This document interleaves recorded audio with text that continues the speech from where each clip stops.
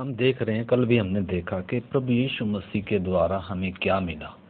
प्रभु यीशु मसीह की मृत्यु के द्वारा, प्रभु यीशु मसीह के लहू के द्वारा, प्रभु यीशु मसीह के जी उठने के द्वारा हमें क्या मिला। यीशु मसीह पर जब हमने विश्वास किया, कोई हमारा धर्म चेंज नहीं हुआ, कोई हमें कोठी बंगला कार नहीं मिली, कोई धन दौलत नहीं मिला, भले ही दुनिया जो मर्जी बोले, परंतु हमें समझना है प्रभु यीशु मसीह पर विश्वास करने से, यीशु मसीह को ग्रहण करने से हमें क्या मिला। हमने बहुत बातें देखी थी कल भी, तो आज भी कुछ देर हम देखेंगे। परमेश्वर का वचन कहता है, बैल तो अपने मालिक को और गधा अपने स्वामी की चरनी को पहचानता है, परंतु मनुष्य अपने सृजनहार को क्या नहीं करता, पहचानता नहीं। जो उसको जीवन देता है, जो उसको श्वास देता है, जिसने उसको सिरजा है, जिसने उसको बनाया है बड़े उद्देश्य से, तो इंसान परमेश्वर को नहीं जानता। तो हमने कल देखा था, हम पहले क्या थे। हम आशाहीन थे, हम मसीह से अलग थे, परमेश्वर के बिना ईश्वर रहित थे। हम किस दशा में थे, हमने पिछले दिनों से देखते आ रहे हैं। हम क्या थे पहले, और मसीह में आने के बाद हम क्या हैं। हमने एक व्यक्ति ने, एक विश्वासी ने चीज़ों को क्या होना है, समझना है। पहले हम क्या थे, पहले हम ईश्वर के बिना थे, हम ऐसे अंधकार में जी रहे थे, हमारी बुद्धि, आंखें क्या थी, बंद थी। तो इफिसियों की पत्री में से हम कल देख रहे हैं, उसमें थोड़ा और हम आगे चलेंगे। सबसे पहली जो मुझे आशीष मिली है प्रभु यीशु मसीह के कारण, प्रभु यीशु मसीह के द्वारा हमने समझना है। सबसे पहली जो मुझे आशीष मिली है, मुझे इस तेजों में सुसमाचार ने, इस पवित्र परमेश्वर के वचन ने, ये जो तेजों में सुसमाचार सारे जगत के लिए है, इस सुसमाचार ने सबसे पहले मेरी आंखें खोली, मुझ पर सत्य को क्या किया, प्रकट किया, मेरी बुद्धि खोली। मेरी आंखें क्यों खोली, ताकि मैं सच्चाई को जानूं। मेरी बुद्धि क्यों खोली, ताकि मैं परमेश्वर को जानूं। मैं बिना परमेश्वर के जाने अपने मार्ग पर चल रहा था, जैसे दुनिया चल रही थी, भेड़ चाल जैसे मैं भी जी रहा था। मुझे भी मालूम नहीं था, मेरी आंखें बंद थी। वैसे तो शारीरिक तौर पर आंखें खुली है हर एक इंसान की, शारीरिक तौर पर हर एक इंसान की बुद्धि खुली है, बहुत बुद्धिमान है। अपने आप को बुद्धिमान जताकर क्या बन गए, वचन कहता है मूर्ख बन गए, क्योंकि अविनाशी परमेश्वर की महिमा को किसमें बदल दिया, चौपायों में, जानवरों में और नदी नालों और सृष्टि की वस्तुओं में क्या कर दिया, इन परमेश्वर की महिमा को इंसान ने। तो हम मनुष्यों की दृष्टि में तो हम अंधे नहीं थे, अंधे नहीं है आज भी लोग, और बुद्धिमान है आज भी, मूर्ख नहीं है, परंतु परमेश्वर की दृष्टि में आंखें बंद हैं। इसलिए प्रभु यीशु मसीह आया, प्रभु यीशु मसीह ने उस समय शरीर में लोगों की आंखें खोली, मुर्दों को जिलाया। तो वो शरीर में सिर्फ जिलाने के लिए नहीं, वो तो एक उसने आकर अपनी सृष्टि से, अपने लोगों से क्या किया, सताए हुओं को उसने क्या किया, ऐसे कुचले हुओं को उसने क्या किया, मदद किया। अंधों की आंखें खोली, मरे हुओं को जिलाया और कोढ़ियों को शुद्ध किया, दुष्ट आत्माओं को निकाला, ऐसे ऐसे काम किए। परंतु वास्तव में वो किस लिए आया, किस लिए आया, एक व्यक्ति को, एक पाप में पड़े हुए व्यक्ति को पाप से छुड़ाकर, अंधकार से छुड़ाकर, बैरी से छुड़ाकर, नाश होने से बचाकर उसका न केवल परमेश्वर से मेल करना, बल्कि उसको अनंत जीवन देना, परमेश्वर की संतान होने का अधिकार देना, और उसको वो अनंत जीवन देना, वो आनंद, वो हर्ष देना जिसके लिए इंसान को परमेश्वर ने सिरजा है। इंसान परमेश्वर से दूर हो गया, इंसान परमेश्वर के मार्गों से भटक गया, इंसान क्या हो गया, अंधा हो गया, निर्बुद्धि हो गया। हम पिछले दिनों सीख रहे थे। तो सबसे पहले जो मुझे यीशु मसीह में आशीष क्या मिली, इस तेजों में सुसमाचार के द्वारा सबसे पहले मुझे मालूम हुआ कि मैं पापी हूँ, मैं गुनहगार हूँ, मेरा परमेश्वर से कोई संबंध नहीं है। इस तेजों में सुसमाचार ने मेरी आंखें खोली, मुझे बताया कि मुझे उद्धार कैसे मिलेगा, मुझे सच्चाई मालूम हुई। तो सबसे पहले मेरी आंखें खुली, मेरी बुद्धि खुली। दूसरी बात, तीसरी बात, सच्चे परमेश्वर को पहचानने का मुझे क्या मिला, सौभाग्य मिला। और चौथी बात, परमेश्वर के बीच में और मेरे बीच में जो दीवार थी, उस दीवार को परमेश्वर ने क्या कर दिया, मैंने नहीं गिराया, इंसान कोई गिरा नहीं सकता है। परमेश्वर और इंसान के बीच में जो दीवार है, उसको इंसान कभी गिरा नहीं सकता। परमेश्वर ने उस दीवार को हटाया, ताकि मैं क्या करूं, परमेश्वर के निकट आऊं। और फिर हम देखते हैं वचन में, पर हमारे ऊपर क्या था, एक विधियों का लेख लिखा हुआ था। हमारे ऊपर विधियों का लेख लिखा हुआ था। परमेश्वर का व्यवस्था कहता है जो प्राणी पाप करेगा वो क्या होगा, मरेगा।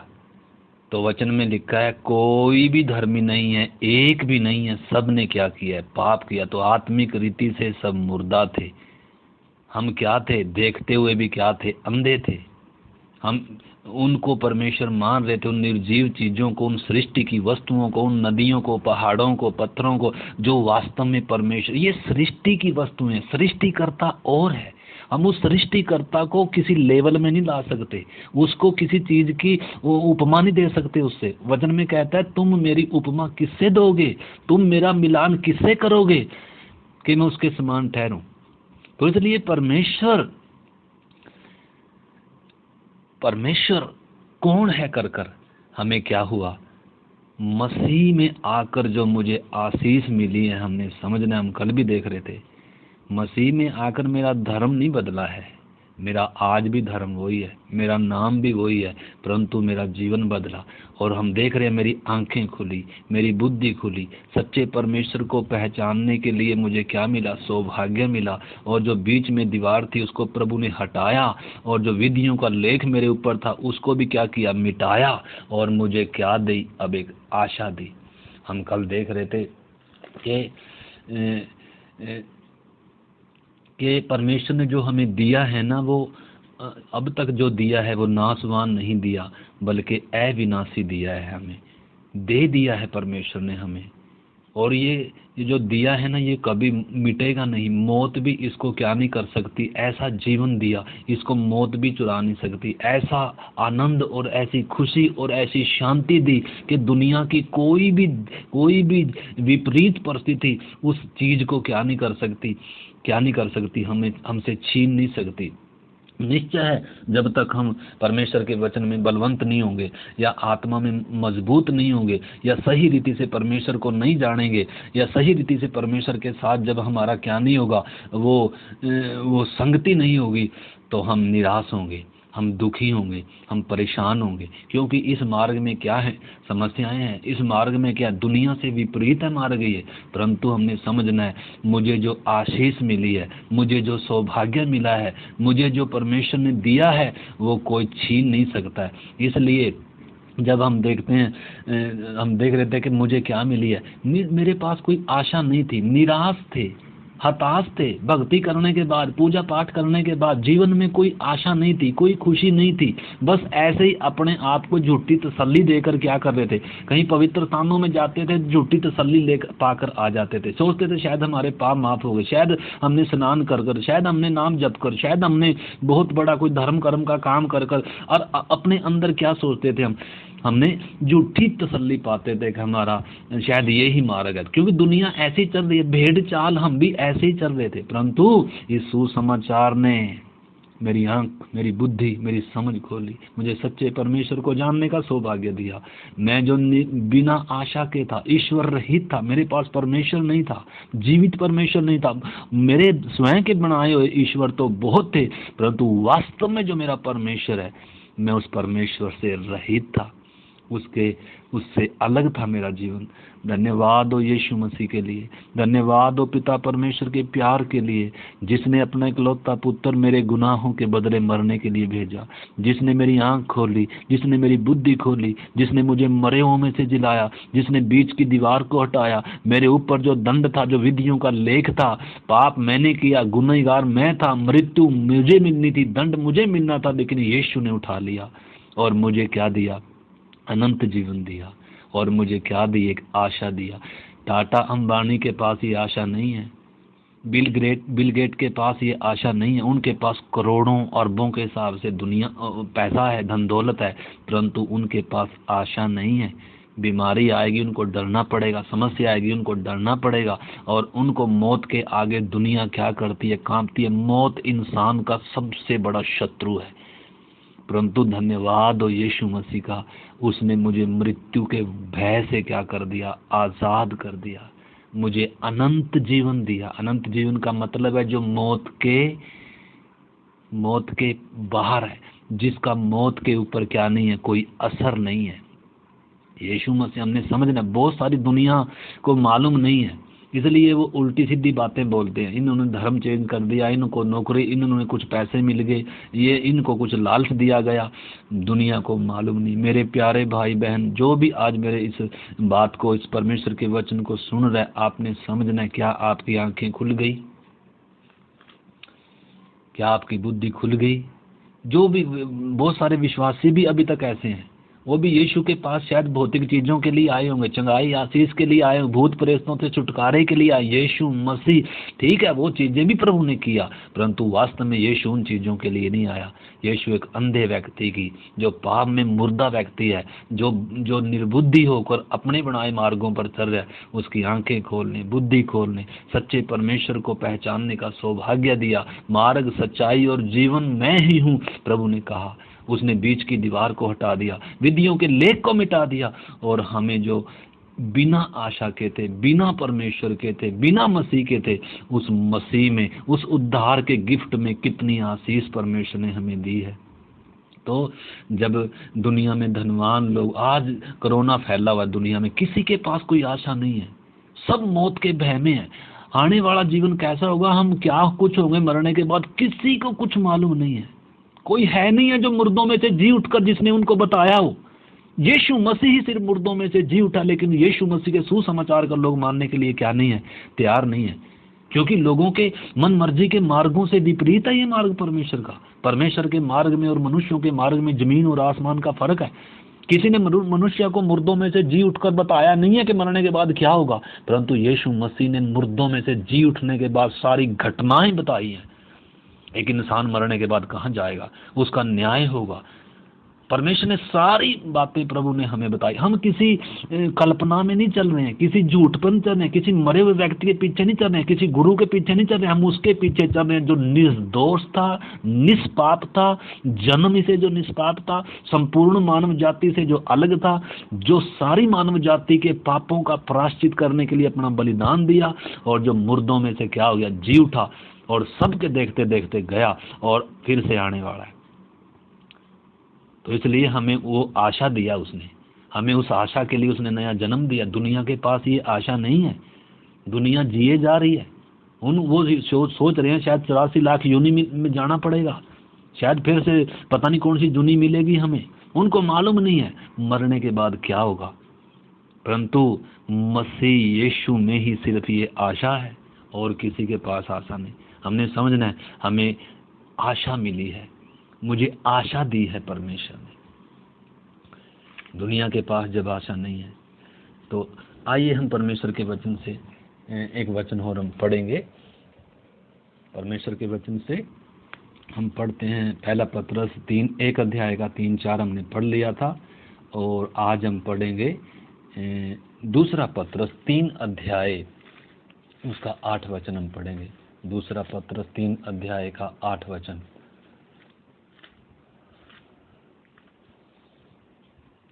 इधर हम पढ़ते हैं, हे प्रियो, यह बात तुमसे छिपी न रहे। पतरस परमेश्वर का दास क्या कह रहा है? हे प्रियो, विश्वासियों को बोल रहा है, यह बात तुमसे छिपी ना रहे, तुम इस बात से अनजान ना रहो।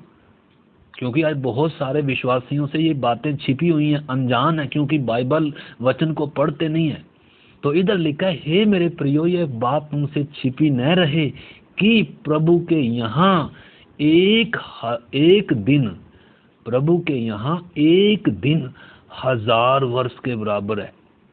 आपने समझना, प्रभु का एक दिन हमारे 1000 वर्ष के बराबर है। मान लो हमारे 1000 वर्ष बीत गए और प्रभु का एक दिन बीता।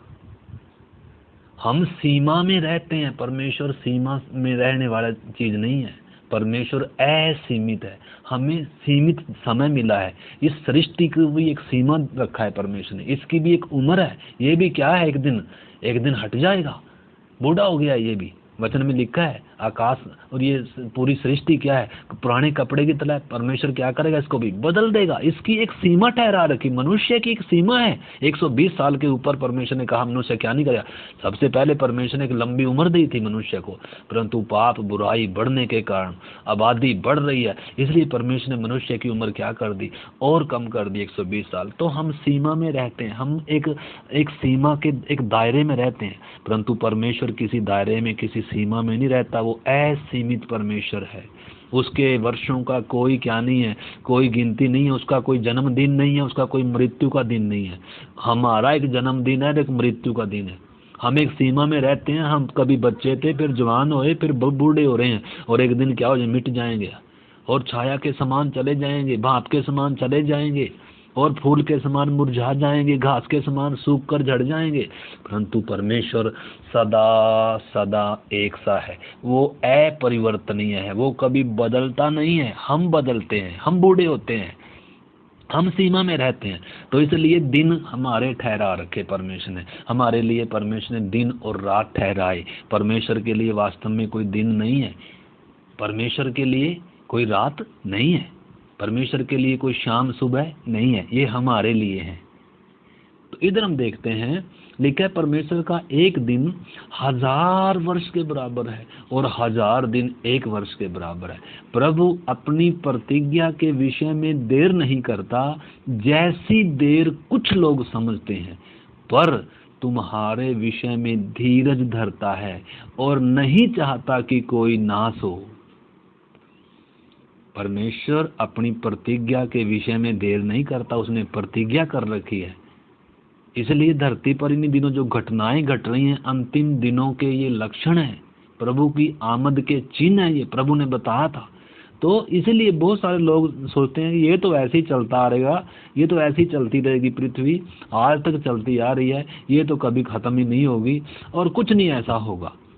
परंतु लिखा है परमेश्वर ने जो प्रतिज्ञा कर रखी है ना, वो अपनी प्रतिज्ञा के विषय में देर नहीं करता है, परंतु क्या करता है, परमेश्वर लोगों को अवसर दे रहा है। परमेश्वर धीरज धरता है, परमेश्वर धीरजवंत है, परमेश्वर नहीं चाहता कोई नाश हो। इसलिए परमेश्वर लोगों को मन फिराव का क्या दे रहा है, अवसर दे रहा है। इस लॉकडाउन के द्वारा भी दुनिया को परमेश्वर मन फिराने का अवसर दे रहा है। मनुष्य अपने पापों से मन फिराए, सुसमाचार पर विश्वास करे, यीशु मसीह पर विश्वास करे, अनंत जीवन पाए, क्योंकि मरने के बाद फिर दोबारा मौका नहीं है। जो चले गए बिना उद्धार पाए उनको मौका नहीं है। जो जिंदा हैं आज आपको मौका है, मन फिराएं, उद्धार पाएं, यीशु मसीह पर विश्वास करें। लिखा है परंतु लिखा है प्रभु का दिन चोर के समान आएगा, प्रभु का दिन चोर के समान आएगा। और लिखा है उस दिन आकाश बड़ी हड़हड़ाहट के शब्द से जाता रहेगा, और तत्व बहुत ही तप्त होकर पिघल जाएंगे, और पृथ्वी और उस पर के काम जल जाएंगे। हमने समझना है। तो इधर जो बात हम पढ़ रहे हैं, परमेश्वर के यहाँ एक दिन के बराबर है हमारे 1000 वर्ष। तो आप सोचो, हमारे 120 साल परमेश्वर की दृष्टि में कितना होगा? अगर हमारे 1000 साल एक दिन के बराबर है परमेश्वर के सामने, तो हमारे मान लो 120 साल की उम्र, 120 साल की उम्र तो किसके पास है? आज तो 50, 60, 70 साल की उम्र रहेगी इंसान की। आज तो 40 साल में बूढ़ा हो जाता है। और आने वाले दिनों में और भी प्रभु की अगर आमद में देरी है, अगर दुनिया अभी कुछ ऐसी चलती है, तो और आने वाले दिनों में तो 30 साल में इंसान क्या हो जाएगा? बूढ़ा हो जाएगा। इंसान की उम्र क्या होती जा रही है? तिनके की तरह क्या होता जा रहा है? सूखता जा रहा है। तो हमने समझना है, मान लो 60-70 साल की उम्र भी है, या 60 साल की हमारी उम्र है, तो परमेश्वर की दृष्टि में 15 मिनट की है हमारी उम्र। 15 मिनट की उम्र है। 15 मिनट कितनी देर होते हैं? मान लो हमारे जो बचपन से लेकर, जन्म से लेकर मृत्यु तक कितना है परमेश्वर की दृष्टि में? 15 मिनट। दूसरा करंथियों 4 अध्याय में पौलुस इस विषय को किस तरीके से कहता है, देखो दूसरा करंथियों 4 अध्याय में पौलुस कैसे कहता है। उसका 4 अध्याय का हम पढ़ेंगे।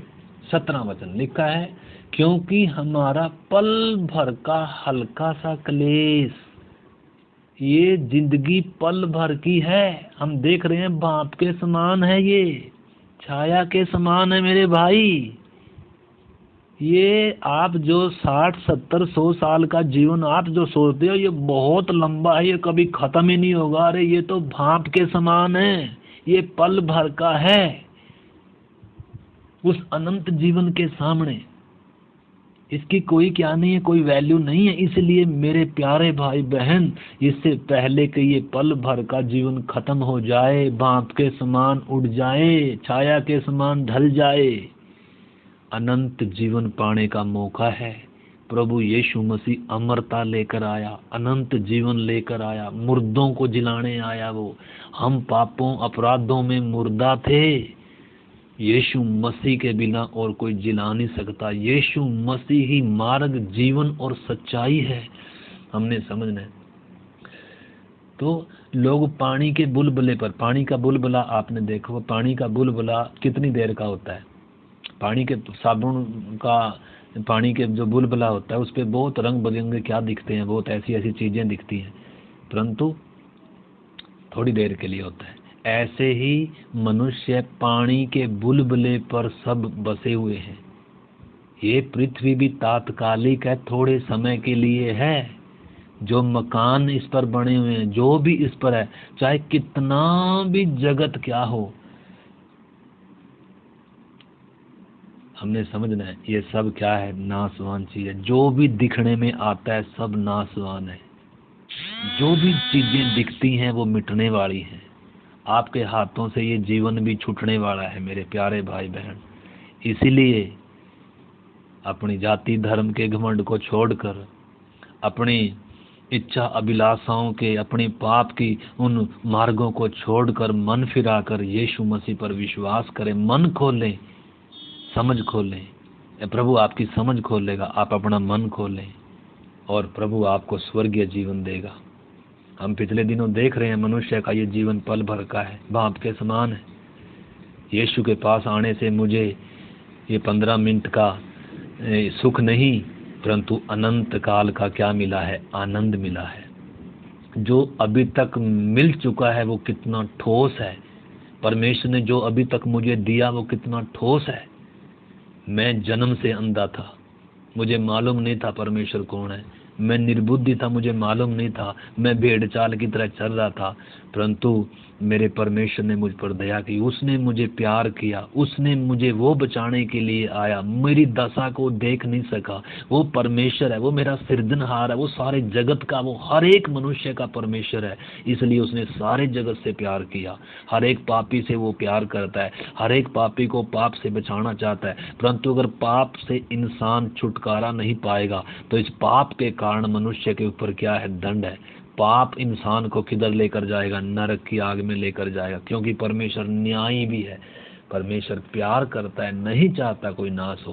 परंतु अगर इंसान अपने पापों से मन नहीं फिराएगा तो नाश हो जाएगा। तो इसलिए हमने समझना है। तो हमें परमेश्वर ने क्या दी है, आशा दी है, जो किसके पास नहीं, बिल गेट के पास नहीं है, टाटा अंबानी के पास नहीं है, बड़े बड़े राजनेताओं के पास नहीं है, बड़े बड़े धनवानों के पास आशा नहीं है, गुरुओं के पास आशा नहीं है। वो भी 84 लाख यूनी बोलकर चल रहे हैं कि पता नहीं अगले जन्म में क्या कुछ बनेंगे। परंतु इस वचन ने मेरी आंख खोल दी, प्रभु ने मेरी बुद्धि खोल दी। सच्ची ज्योति जो हर एक मनुष्य को प्रकाशित करती है वो प्रभु यीशु मसीह है। आपका न केवल वर्तमान उसने वो कर दिया, प्रकाशित कर दिया, बल्कि एक पापी व्यक्ति का भूतकाल भी प्रकाशित कर दिया। मैं क्या था, मैं क्या हूँ, मैं क्या हूँगा। यीशु मसीह किसी धोखे में नहीं रखता, अंधकार में नहीं रखता। यीशु मसीह कहता है सच्ची ज्योति मैं हूँ, जो मेरे पीछे चलेगा वो कभी अंधकार में नहीं चलेगा। हम अंधकार में नहीं चल रहे हैं, परंतु आज भी संसार अंधकार में अंधकार के वश में पड़ा, अंधकार में चल रहा है, भेड़ चाल है, उनको मालूम नहीं हम किधर जा रहे हैं, बस गुरुओं के पीछे या किसी किसी मनुष्यों के बनाए हुए मार्गों के पीछे इंसान चल रहा है। परंतु मेरे प्यारे भाई बहन, इस मार्ग का अंत विनाश है। दो मार्ग हैं, यीशु ने कहा, एक मार्ग यीशु है, सकरा मार्ग है, तंग मार्ग है, और एक मार्ग चौड़ा मार्ग है, वो विनाश को जा रहा है। परंतु जीवन का मार्ग जीवन की ओर जा रहा है। तो इसलिए दुनिया में सिर्फ दो ही मार्ग हैं, एक प्रभु यीशु मसीह है और एक है सारे दुनिया के मिलकर मार्ग जितने भी हैं, वो चौड़ा मार्ग है, उसमें सब भीड़ की भीड़ जा रही है, परंतु वो विनाश की तरफ जा रहे हैं। बिना यीशु के मुक्ति नहीं है, बिना यीशु के पापों से माफ़ी नहीं है, बिना कोई और यीशु के बिना कुछ किसी पापी के लिए कोई मरा नहीं है। पापी ज्ञान पाने से बचेगा नहीं, पापी नाम जपने से बचेगा नहीं, पापी के लिए यीशु मसीह ने अपना प्राण दिया, अपना खून दिया उसको बचाने के लिए। इसलिए यीशु मसीह के द्वारा एक व्यक्ति क्या हो सकता है, बच सकता है। कुलुसियों की पत्री 3 अध्याय में से हम वचन पढ़ेंगे।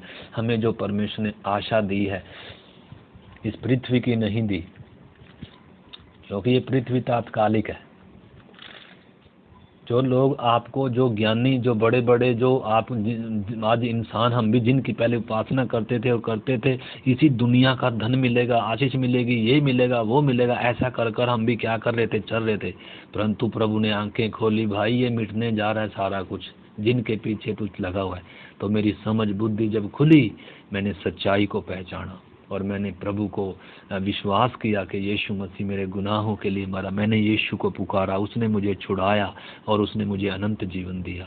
इसलिए परमेश्वर का वचन क्या कहता है, कुलुसियों 3 अध्याय में हम पढ़ते हैं, लिखा है, अतः जब तुम मसीह के साथ जिलाए गए, हम जिलाए गए हैं, हम अपने पापों अपराधों में मुर्दा थे, हम मसीह के साथ क्या किए गए, जिलाए गए।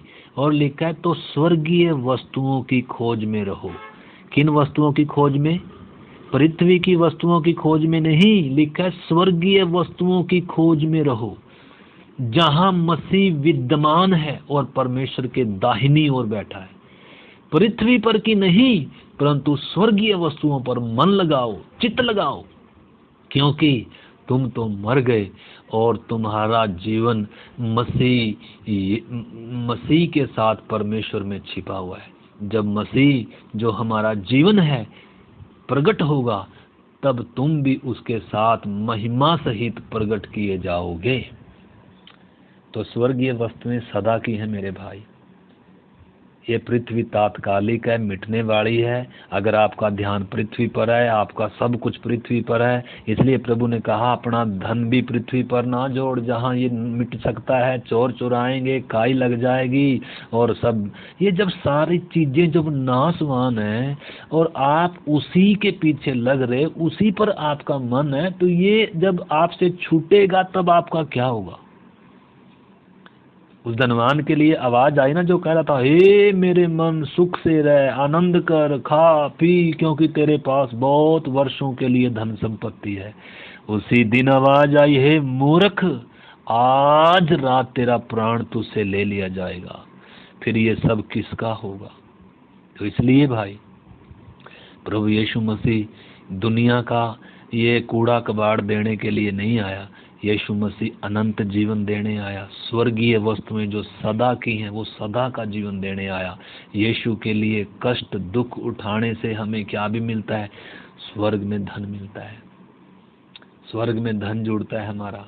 इसलिए अब जब हम यीशु के पीछे चलते हैं, तो भले ही दुनिया नहीं समझती है, भले ही समाज नहीं समझेगा, घर के लोग नहीं समझेंगे, रिश्तेदार नहीं समझेंगे, हो सकता है मजाक करेंगे, हो सकता है ठट्टा करेंगे, परंतु अगर आप प्रभु के पीछे चलेंगे तो आपको मिलने वाला दुख बहुत ही आपके लिए क्या है, आपके लिए महिमा प्रकट करता है।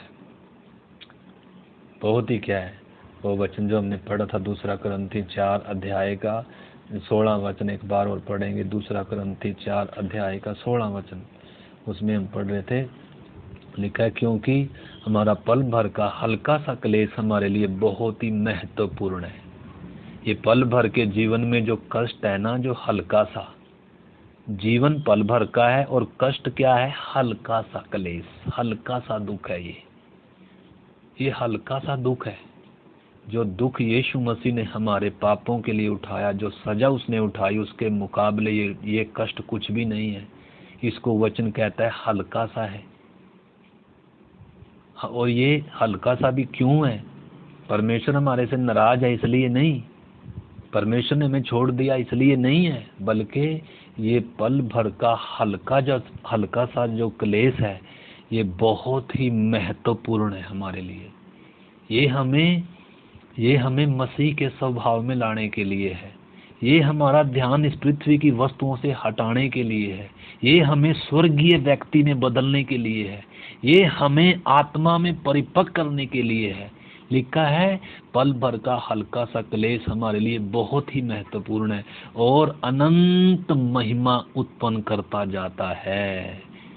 और हम तो देखी हुई वस्तुओं को नहीं, परंतु अनदेखी वस्तुओं को देखते रहते हैं, क्योंकि देखी हुई वस्तुएं थोड़े दिन की हैं, परंतु अनदेखी वस्तुएं सदा बनी रहेंगी, कभी खत्म नहीं होगी। तो इसलिए हमारा सौभाग्य कितना बड़ा है, प्रभु के पीछे चलते हुए, प्रभु के नाम के खातिर, वचन के खातिर। अगर हमें कष्ट भी मिलता है, निंदा बदनामी भी होती है, या और भी किसी प्रकार का कोई कष्ट है, वो हमारे वो हानि के लिए नहीं है, हमारे लाभ के लिए। अगर जो चीज़ हमारे हानि के लिए होगी ना, परमेश्वर वो कभी होने नहीं देगा। हमारे लिए हानि की चीज़ क्या ही बनेगी? जो दुनिया पर अगर मन लगाएंगे, पृथ्वी की बातों पर मन लगाएंगे और शरीर की बातों पर मन लगाएंगे, तो हमारे लिए क्या होगा? ये हानि होगा। परंतु जब हम स्वर्गीय बातों पर मन लगाएंगे, जब हम आत्मिक बातों पर मन लगाएंगे, और उस समय जो मिलने वाला पल भर का जो हल्का सा क्लेश है, वो बहुत महत्वपूर्ण हो जाएगा हमारे लिए। जब प्रभु आएगा उस समय उसकी महिमा, उस समय उसका प्रतिफल कितना होगा, हम उस समय हम क्या कर पाएंगे, उसे देख पाएंगे। रोमी 8 अध्याय का और 17 वचन भी हम पढ़ते हैं। रोमियों की पत्री 8 अध्याय का 17 वचन।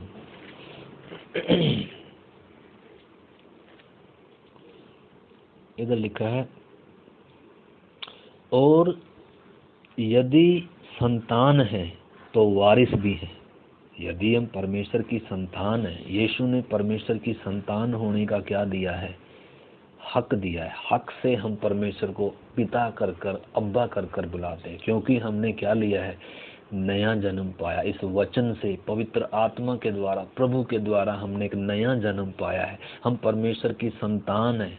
इधर लिखा है आत्मा, 16 वचन से मैं पढ़ता हूँ, आत्मा आप ही हमारी आत्मा के साथ गवाही देता है कि हम परमेश्वर की संतान हैं। हमारे अंदर पवित्र आत्मा हमें जब दुख होता है, समस्या होती है, सतावट होता है, उस समय पवित्र आत्मा गवाही देता है हमारी आत्मा के साथ मिलकर कि हम परमेश्वर की संतान हैं, हम वारिस हैं, हम परमेश्वर की संतान है। परमेश्वर हमारा बाप है। हम कोई वो नहीं है, लाचार व्यक्ति नहीं है, हम कोई निराश हो या दुखी हो या क्या करें, हम रोएं। हम परमेश्वर की संतान है। और आगे 17 वचन लिखा है, और यदि संतान है तो वारिस भी है, वरन परमेश्वर के वारिस और मसीह के संगी वारिस हैं, कि जब हम उसके साथ दुख उठाएं तो उसके साथ महिमा भी पाएं। जब हम मसीह के साथ दुख उठाते हैं, जैसे मसीह दुख उठाकर हमें क्या दे गया? एक आदर्श दे गया। मसीह ने कभी गाड़ी देकर क्या नहीं किया? किसी को गाड़ी सुनकर गाड़ी नहीं दिया, किसी दुख उठाकर धमकी नहीं दिया। यीशु मसीह हमें क्या देकर गया? दूसरा पत्रस, पहला पत्रस 2 अध्याय का हम पढ़ते हैं वो वचन। पहला पत्रस 2 अध्याय और उसका हम पढ़ते हैं 20 वचन से। लिखा है, 19 वचन से पढ़ते हैं। लिखा है, क्योंकि यदि कोई परमेश्वर का विचार करके अन्याय से दुख सहता है, अन्याय से दुख सहते हुए क्लेश सहता है, अगर परमेश्वर का विचार कर कर, अगर विश्वासी होने के कारण, अगर परमेश्वर के वचन के कारण, परमेश्वर की संतान होने के कारण, अगर कोई क्या करता है, दुख उठाते हुए क्लेश या कष्ट या समस्याओं को, मुसीबतों को सहता है, दुखों को सहता है, लिखा है, तो यह सुहावना है, परमेश्वर को बहुत पसंद आता है। क्योंकि यदि तुमने अपराध कर कर घूसे खाए, बुरे काम कर कर घूसे खाए और धीरज धरा, तो इसमें क्या बड़ाई की बात है। पर यदि तुम भला काम कर कर दुख सहते हो और धीरज धरते हो, तो यह परमेश्वर को भाता है। और तुम इसी के लिए बुलाए भी गए हो, क्योंकि मसीह भी तुम्हारे लिए दुख उठाकर तुम्हें एक आदर्श दे गया है कि तुम उसके पद चिन्हों पर चलो। न तो उसने कभी पाप किया और न उसके मुंह से कभी छल की बात निकली। वह गाली सुनकर गाली नहीं देता था और दुख उठाकर किसी को भी धमकी नहीं देता था, पर अपने आप को सच्चे न्याय के हाथ में सौंप देता था। इसीलिए हमें भी प्रभु ने एक आदर्श दिया है। हम भी क्या करें उसके साथ, इस सच्चाई के लिए, इस मार्ग के लिए क्या करें, दुख समस्याओं का सामना करते हुए, दुख सहते हुए हम भी क्या करें। क्यों रखा है ये हमारे लिए महत्वपूर्ण है, ये हमारे लिए अनंत महिमा उत्पन्न करेगा। अभी हमने पढ़ा रोमियो में, उसके साथ दुख उठाएंगे तो उसके साथ महिमा भी पाएंगे। दुख उठाने से स्वर्ग में हमारे लिए धन जुड़ता है, हम महिमा पाएंगे, हम अधिकार मिलता है इस संसार में भी। अगर हम दुख नहीं सहेंगे, दुख नहीं उठाएंगे, कष्ट नहीं उठाएंगे, अगर हम आराम का जीवन जिएंगे, तो सबसे पहले तो हमारे अंदर से हमारा ये पृथ्वी का खिंचाव ही क्या नहीं होगा, हटेगा नहीं। हमारा स्वभाव कभी बदलेगा नहीं और हम कभी क्या नहीं होंगे, हम कभी आत्मिक नहीं होंगे। हम शरीर की बातों पर, पृथ्वी की बातों पर ही हमारा क्या लगा रहेगा, मन लगा रहेगा। परंतु प्रभु हमारे मन को इन चीज़ों से हटाता है। परमेश्वर को हमें दुनिया का धन दौलत देना कोई मुश्किल नहीं है, वो सारी सृष्टि का परमेश्वर है। परंतु परमेश्वर हमारे ज़रूरतों को पूरा करता है, हमारी इच्छाओं को नहीं। इसलिए दुख उठाते हुए हम क्या करें, स्वर्ग में अपने धन को क्या करें, इकट्ठा करें। ठीक है ना। तो हमारी आशा हमने समझना है। दुनिया के पास जब कोई आशा नहीं है, परमेश्वर ने हमें आशा दी। हमारी आशा क्या है, एक वचन और हम पढ़ेंगे। हमारी आशा क्या है, इसमें हम पढ़ते हैं, इसी में दूसरा पत्रस और उसका 3 अध्याय, और हम पढ़ेंगे 13 वचन। पर उसकी प्रतिज्ञा के अनुसार हम एक नए आकाश और नई पृथ्वी की आस देखते हैं, जिसमें धार्मिकता वास करेगी। यह है हमारी आशा। न केवल प्रभु यीशु मसीह हमें लेने के लिए आएगा, बल्कि एक नया आकाश होगा, एक नई धरती होगी, एक नया यरूशलेम होगा, और हम सदा अनंत काल के लिए परमेश्वर के साथ क्या करेंगे, वास करेंगे। ये है एक विश्वासी को प्रभु ने जो आशा दी। प्रभु ने इस संसार का कुछ देने के लिए वायदा नहीं किया, प्रभु ने हमें अनंत जीवन दिया, आशा दिया उस नए आकाश के लिए, उस नई धरती के लिए। तो इसलिए पुराने नियम में भी परमेश्वर के दास दाऊद के द्वारा, दाऊद में से होकर पवित्र आत्मा ने पुराने नियम में भी कहा था। भजन संहिता हजारों साल पहले परमेश्वर ने अपने दास के द्वारा भजन संहिता में लिखा है इस विषय में। भजन संहिता 102 अध्याय और उसका 25 से पढ़ते हैं। लिखा है, आदि में तूने पृथ्वी की नींव डाली। हम देखते हैं ना, बाइबल की पहली आयत में लिखा है, आदि में परमेश्वर ने आकाश और पृथ्वी की क्या करी, सृष्टि करी। तो इधर 25 आयत में लिखा है, आदि में तूने पृथ्वी की नींव डाली और आकाश तेरे हाथों का बनाया हुआ है। वह तो नष्ट होंगे, परंतु तू बना रहेगा।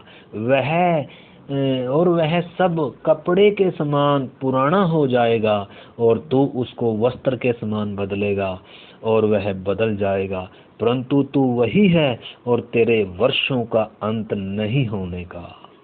इसलिए हमारी आशा इस धरती पर नहीं है, हमारी आशा एक नई धरती पर है। हमारा प्रभु आएगा, एक अनंत काल शुरू होगा। परमेश्वर ने हमारे लिए एक अनंत काल रखा है। प्रभु वायदा करके गया है। यूहन्ना 14 अध्याय में हम वचन पढ़कर प्रार्थना करेंगे। यूहन्ना 14 अध्याय में प्रभु क्या बोलकर गया। यीशु मसीह के पीछे चलने वालों जब जो चेले थे वो सब कुछ छोड़कर यीशु के पीछे हो लिए, और जब यीशु ने कहा कि मैं जा रहा हूँ तो सारे चेले निराश हो गए, दुखी हो गए कि प्रभु हमें छोड़कर कहाँ जा रहा है। क्योंकि उस समय तक वो भी इन बातों को सही से समझे नहीं थे। वो भी शायद सोचते थे प्रभु यीशु इधर राज्य करेगा, धरती पर राज्य होगा, और हम क्या करेंगे इस धरती पर, उसके साथ हम भी क्या करेंगे। तो परंतु प्रभु ने क्या कहा। प्रभु ने कहा कि मैं तो मेरा राज्य इस जगत का नहीं है, बल्कि मैं इसलिए आया हूँ कि सब की छड़ौती के लिए अपना प्राण दूँ। और यीशु मसीह अपना प्राण देकर, और जब जा रहा था मुर्दों में से जी उठने के बाद, जो चेले क्या कर रहे थे, चेले निराश हो रहे थे, तो प्रभु ने क्या कहा। 14 अध्याय का 1 वचन से हम पढ़ते हैं, तुम्हारा मन व्याकुल न हो। आज जो भी कोई विश्वासी भाई बहन प्रभु पर विश्वास करते हैं, हो सकता है आप तंगी में हैं, मुसीबत में हैं, समस्याओं में हैं, घर में अकेले हैं, और शायद कोई विश्वास नहीं करता होगा, दुख में होंगे, शायद आप ज़्यादा आपके पास पैसा नहीं होगा, शायद कमी घटी में होंगे, नौकरी चली गई होगी, परंतु इधर परमेश्वर प्रभु क्या कह रहा है, तुम्हारा मन व्याकुल न हो। हमें प्रभु एक आशा देकर गया। लिखा है तुम्हारा मन व्याकुल न हो, परमेश्वर पर विश्वास रखो और मुझ पर भी विश्वास रखो, और मेरे पिता के घर में बहुत से रहने के स्थान हैं। यदि न होते तो मैं तुमसे कह देता, क्योंकि मैं तुम्हारे लिए जगह तैयार करने को जाता हूँ, और यदि मैं जाकर तुम्हारे लिए जगह तैयार करूँ तो फिर आकर तुम्हें अपने साथ ले जाऊंगा, कि जहाँ मैं रहूं वहाँ तुम भी रहो। ये प्रभु यीशु मसीह आशा दिया है। ये आशा कोई और गुरु देकर नहीं गया, ये आशा कोई देकर नहीं गया। दुनिया में आए, मर गए, सड़ गए, उनका शरीर सब सड़ गया, जड़ गया, परंतु एक आया जो निर्दोष, जो निष्कलंक था, जो हम पापियों के लिए क्रूस पर मरा, और मुर्दों में से जो जी उठा, और जो सबके देखते देखते जा रहा है, और क्या बोल कर गया, मैं आऊँगा और तुम्हें लेकर जाऊँगा।